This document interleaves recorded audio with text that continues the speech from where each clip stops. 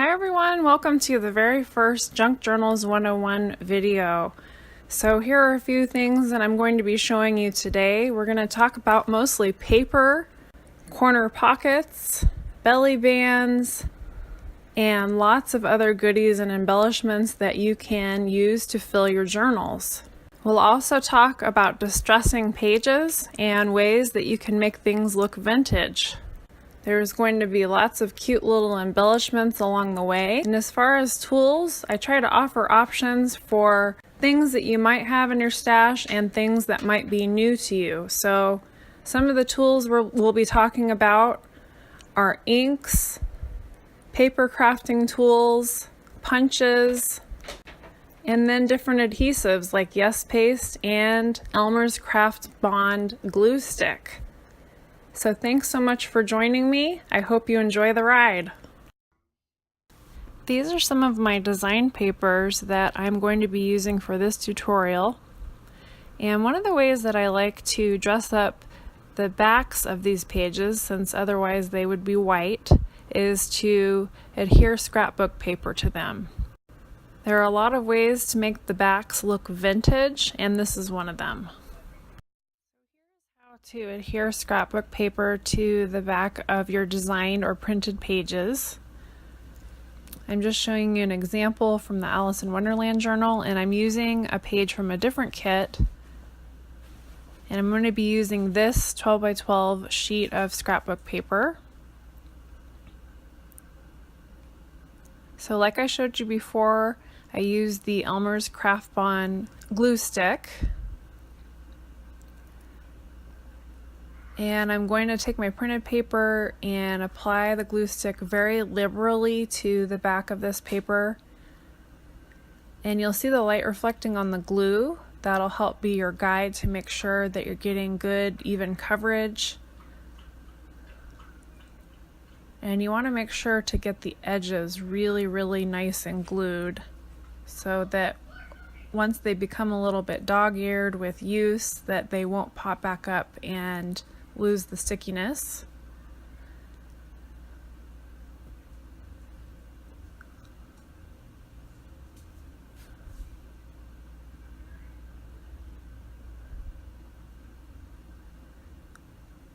And I've just learned through trial and error to apply the glue very liberally even to the middle areas of the paper.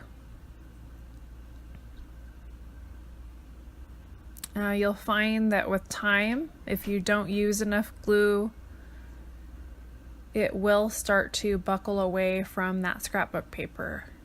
And of course you don't want that. So make sure your paper is right side up and line it up to the edges as best you can. This glue grabs on pretty quickly to whatever surface you're gluing to, and so if you don't get the edges completely perfectly, you can fix it with your paper trimmer or with a pair of scissors.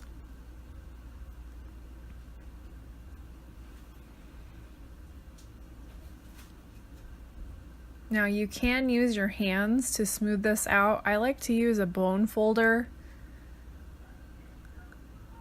If you don't have a bone folder handy, there's a way that I go about this, but this is a great tool to use in paper crafting. It's very inexpensive, and it's really nice when you're trying to bond two surfaces together because you'll get any little air bubbles or glue bumps out. So now I'm just showing you how I wrap my hands in sort of a fist. This is in case you don't have a bone folder handy. And once again, just make sure that you go all the way to the edge and smooth those down really nicely. And then I'll just show you again how when you line up the edges of your paper to the scrapbook paper, it's really easy to just pop your paper into the trimmer and you only have two sides to cut. And in this case, I was having a little trouble with the paper trimmer, so I'll show you how you can just use a pair of snips to get the edge of the paper.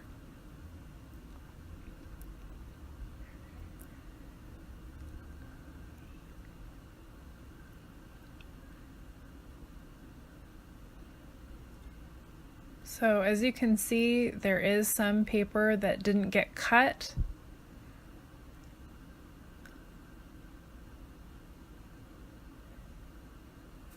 So in order to cut in a straight line, just line up your scissors to the edge.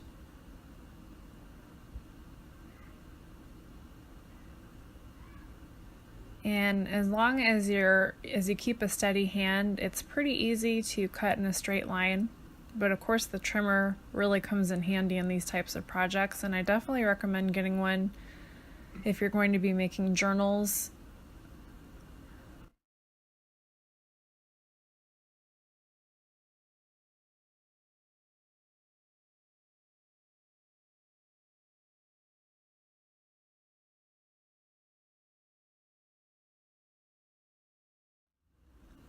So now, while the glue is still a little bit wet, you will have some bunching in the middle there where you fold. So this is where the bone folder comes in handy again, because you can just push through that bunching. And as you can see, a little bit of paper on the bottom is hanging out, so you can see a little bit of that white showing through. So I'm just going to roll it through the trimmer again and trim up that edge so it looks nice and neat.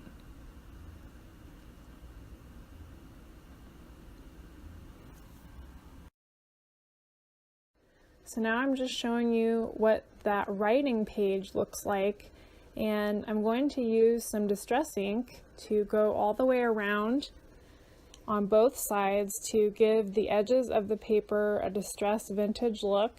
So the distressed ink color that I'm using is called Tea Dye, and a little later on you'll see me also use Vintage Photo, which is a little bit deeper, and the Tea Dye has a little bit of a reddish tone to it, which I think is really pretty. So it's really up to you. There are lots of brown and even smoky gray or black inks on the market. Distress ink and Distress Oxide just happen to be my personal favorite, but like I said, there are a lot to choose from. So now I'm going to show you how some of these papers are actually designed to be distressed. This is the way I designed the paper itself, so when it prints out, it's going to have these ragged edges on it that you're then going to just take your scissors and go around the edges of the paper, and it will match up to all those little cuts and creases that you would naturally get with older paper. And as you can see in some of the, like when I'm cutting out a longer stretch of paper, I just kind of wiggle the scissors in and out. It's very simple. You don't have to have a super hard grip on your scissors or anything. But like I said, those printed distressed edges will give you a guide as to what to cut out. And this will give for a really lovely vintage look when you're finished, especially if you add the extra step of inking the edges, which you don't have to do necessarily. The printing itself has distressed edges, as you can see. I try and make a border on every single one of my kits, depending on the design of the kit, so that you already have some built-in distressed edges. So now I'm just showing you how once the glue is dry, you want to go ahead and fold your paper back and forth in half a couple of times. You'll hear a little bit of cracking as a little bit of the paper will separate from the glue. Now I'm just showing you on the cover how that distressed edge was already built into the design. So that's how that got to be looking like that. And then I went ahead and took the extra step of inking the cover's edges, and I'm going to do the same thing with this sheet, and I'll show you how much it offsets the lovely design on the paper. I really enjoy this effect, and it's very simple. You can also do it on the scrapbook paper itself. And now I'm just showing you how I use a Fiskars corner punch to add some extra detail to the corners of my papers. So this corner punch is a little tricky what you're going to do is, just so you can see the lines where they line up, you can first look at the paper as it slides in and turn the punch over so that you can actually see through and see exactly where it's lining up to the metal. And then once you have a feel for where that corner is on the inside of the punch, you can go right side up. And I suggest definitely standing in order to use this punch. It will punch through fairly heavyweight cardstock, but it takes a lot of strength and it's tough to do it from a seated position. So definitely stand up while you're doing that, and as long as your edges are matched up inside there, you'll get a perfect cut. So it's little details like this that I absolutely love in junk journals. And I think they really add a lot of neat dimension and interest. So now I'm just using the same process, just using a blending tool and going all the way around the edges to give it some added vintage flair. And since I'm basically doing the same thing as I showed you before, I went ahead and sped up any areas that I felt might be repetitive. And so around we go, and then I go ahead and edge the scrapbook paper as well. And I just wanted to quickly show you how cool this looks up against something white in the background.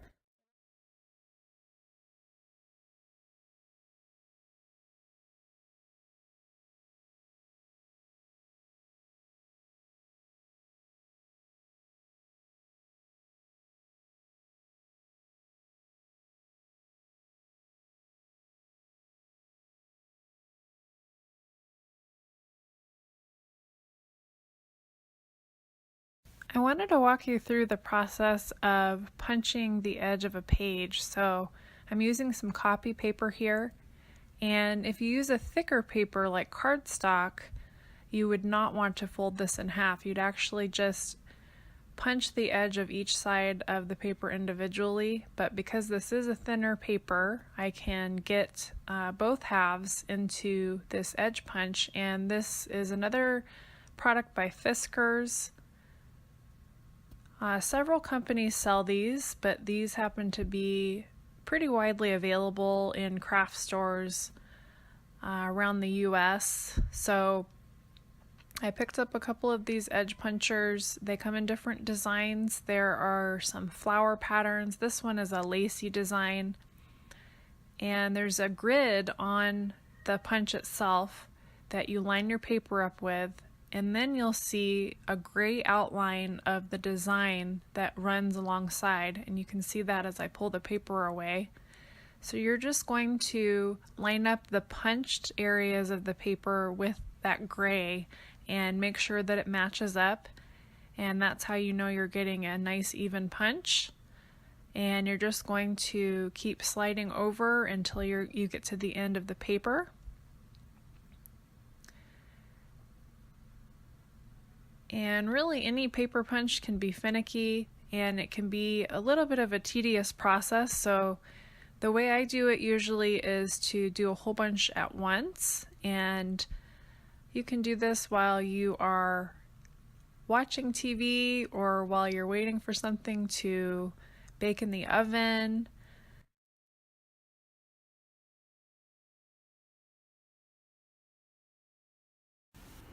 So with a lot of kits, they include corner pockets. I will show you some other options for corner pockets and tuck spots and belly bands in a moment, but I'm showing you one that is available in the Alice in Wonderland kit. And I'm just going around the sides and edging it with ink, and I'm showing you a little different way to edge the paper. If you use your stamp pad directly on the paper, just make sure it's not a real thick or bulky paper. This one is fairly thin, and so it's fine to run your stamp pad along it. It can start to damage the stamp pad over time. That's why it's nice to have a foam tool or distressing tool, something like that, in order to go around the edges.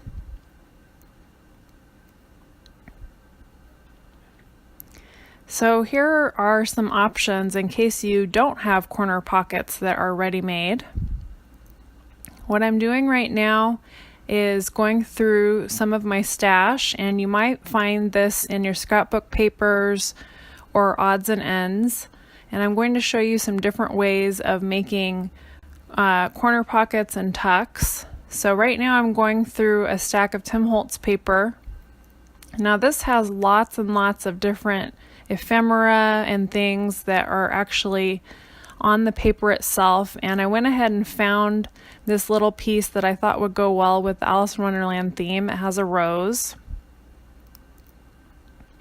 And through the magic of video, I have cut out and went ahead and distressed the edges of the rose sheet, and as you can see, it has some really nice distressed edges.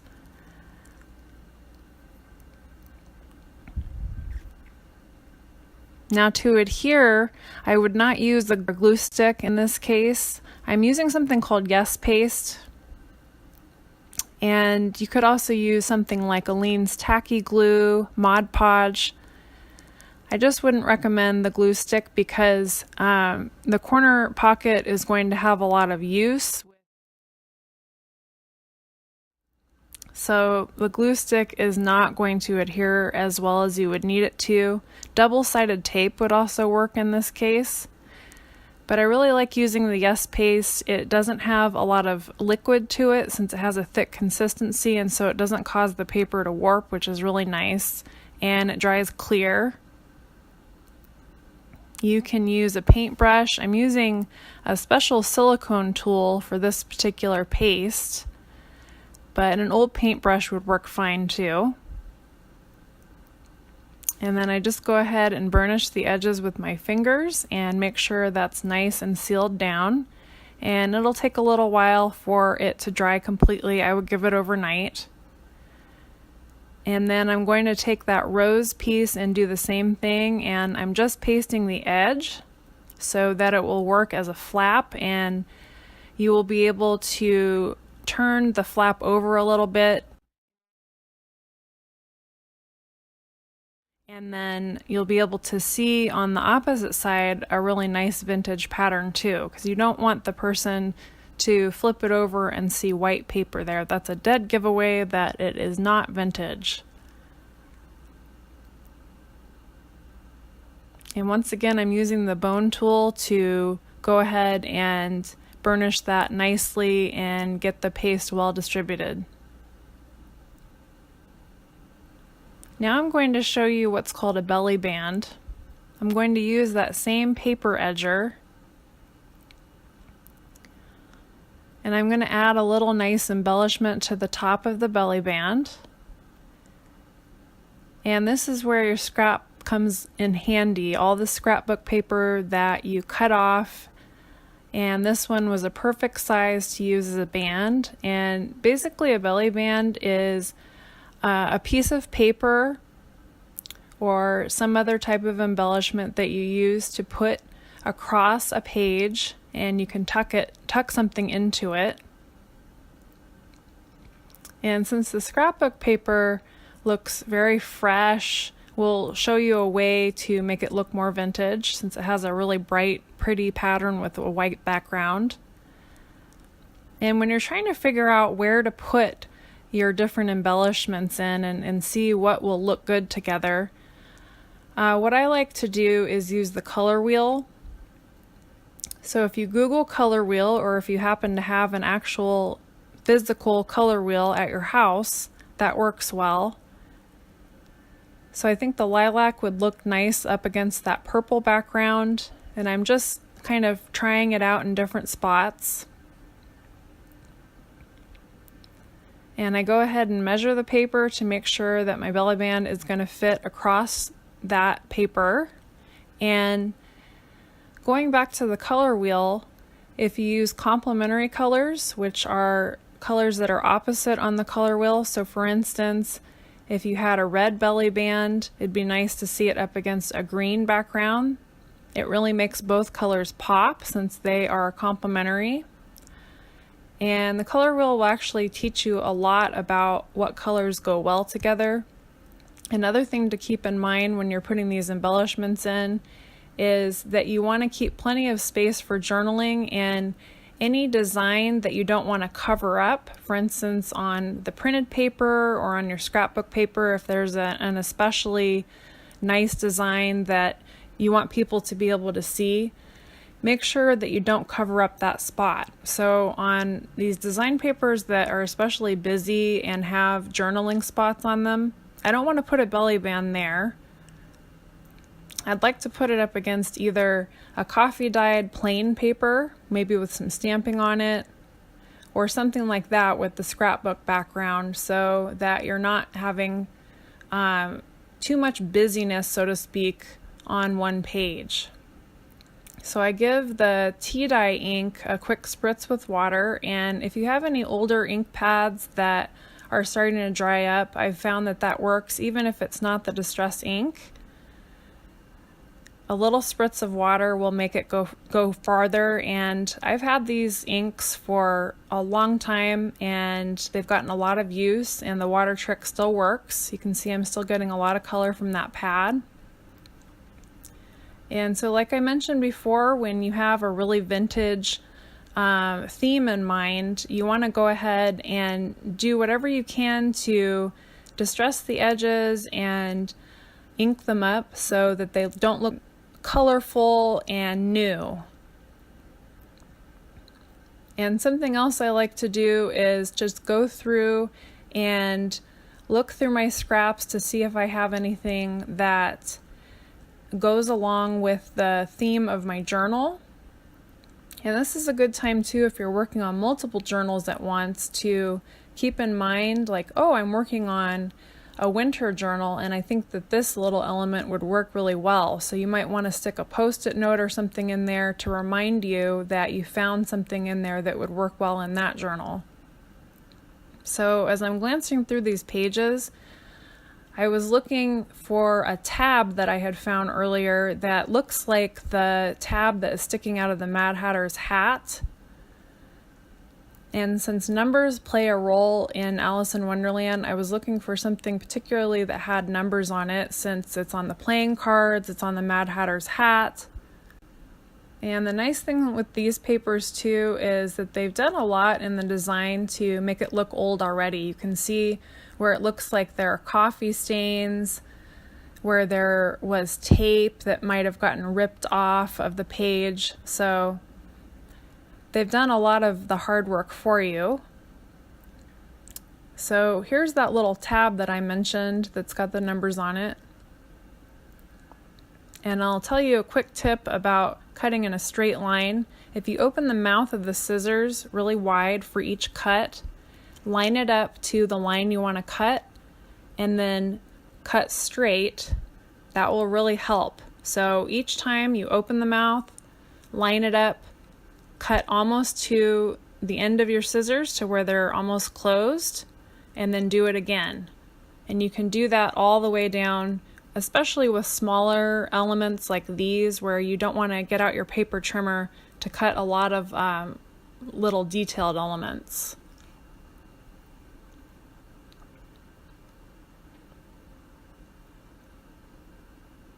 And then I just go ahead and glance through the rest of the pages to see if anything else sticks out to me. And when you're buying papers for junk journals, something to keep in mind is it's best to buy papers that will fit a lot of different themes. That's why I got this one. It's called Memoranda, and as soon as I saw it, I knew that it would work in a lot of different journals because it has a variety of different themes and patterns going on, but they all look very vintage. So I found this one particular piece, and not only did it have the roses on it, but I liked that it was sort of an odd shape. I think anything that you put in your journal that has a little bit of a wonky shape to it just adds some visual interest, and it makes the journal look more eclectic. So now I'm just bringing out my box cutter again. You could also use an X-Acto knife. And this is how I distress the edges. I just hold the paper with one hand firmly and cut away from my hand and away from your body. So even if you cut into the paper and it accidentally shreds a little bit of the paper away, it's totally fine. You can just remove those paper bits and let it tear naturally. It adds to that look of paper that's been well loved, and you'll notice that all the little texture that you're adding to those edges will provide a nice surface for the ink to sink into.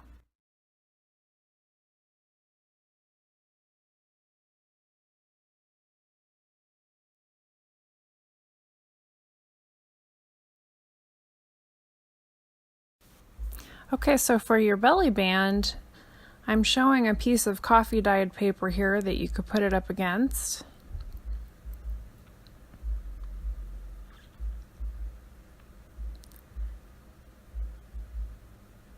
And I'm showing how you can paste either both sides or both sides and the bottom. It really depends on what you plan on sticking in the belly band. If you paste the bottom like I did here, you'll be able to put small things in there that are going to stick out. But if you wanted to put something larger, like a larger tag, you'd want to keep the bottom unglued, and that way the item can go all the way through. So I'm just putting some little pieces of ephemera from the kit in there. There's a playing card and a little ATC card. And then here I'm using the doily that I showed earlier, and I'm showing how it can also act as a tuck spot.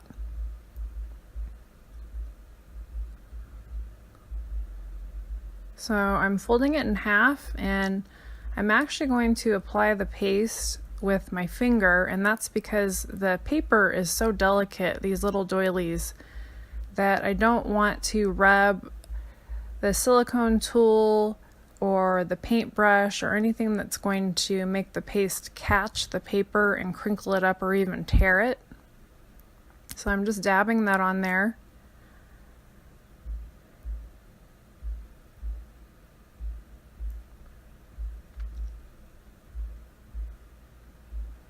And then line it up and burnish it down.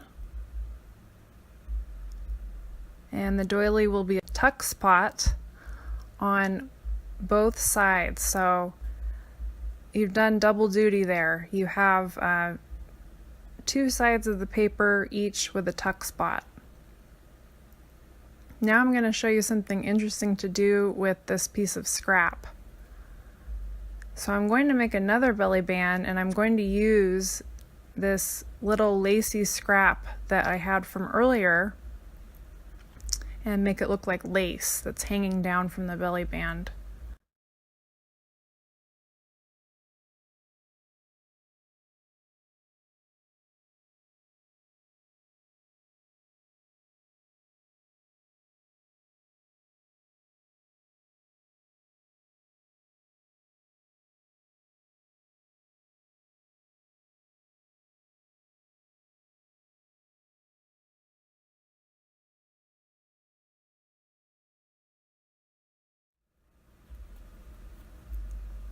And I'm just using a corner punch. There will be a video upcoming that goes all into paper punching.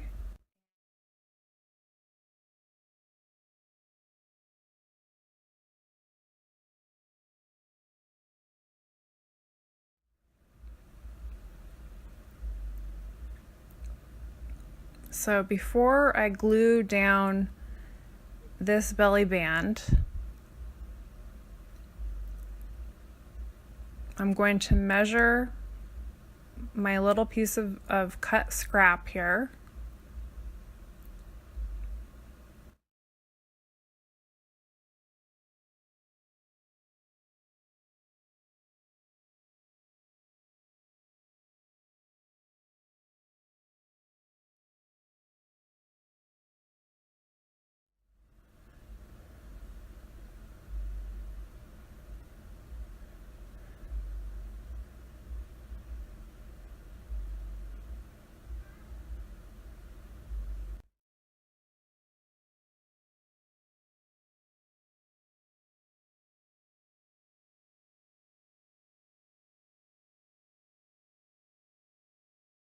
Scrapbook paper is fairly bright,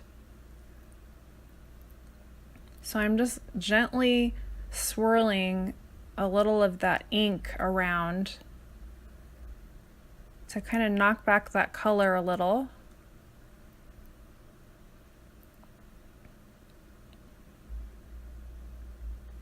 And you can really do this on any element in your journal.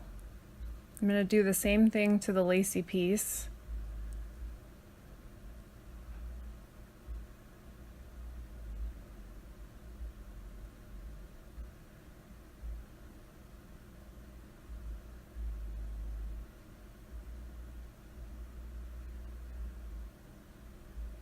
And if you find there's still some white sticking out, you can just set it right down on your desk and dab.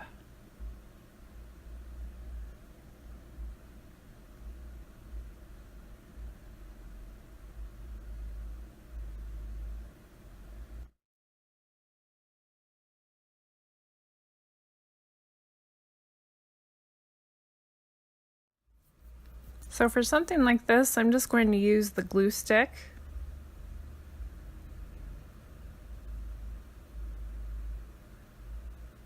You could also use the paste or regular glue.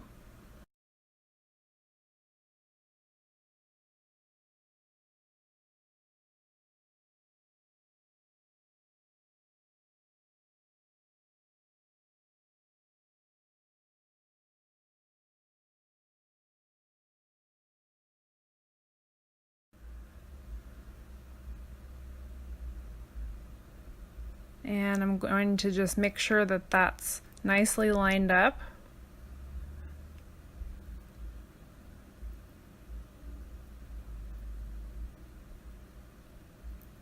And then you can figure out where you want to place it on your paper.